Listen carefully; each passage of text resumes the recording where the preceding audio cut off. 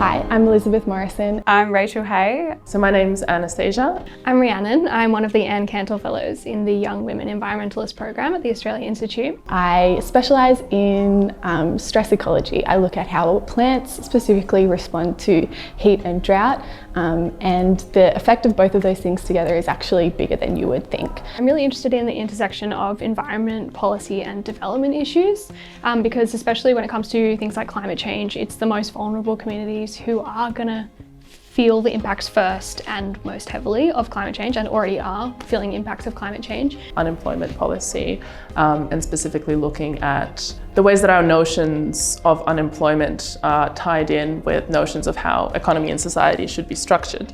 And climate offers a really powerful lens for thinking about those issues. It's an opportunity really for us to reframe the way that we design economic and social processes for actually sustainable social functioning. So far at the Australia Institute Tasmania, I've been working on issues which are important nationally but also in the Tasmanian context. So things like having a good marine governance framework. Obviously in Tassie we have a lot of issues with salmon farming. We have so much endemism and so much very, very unique ecosystems that we have a really unique opportunity to be a leader.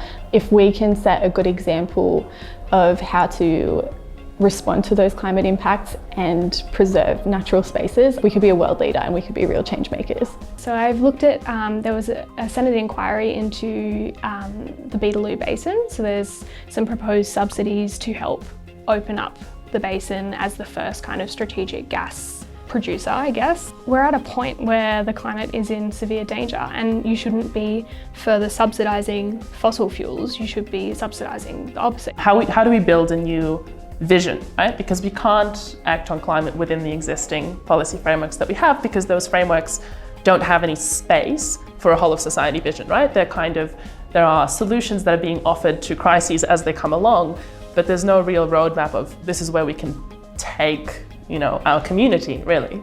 And this is the role that we can all play in that community.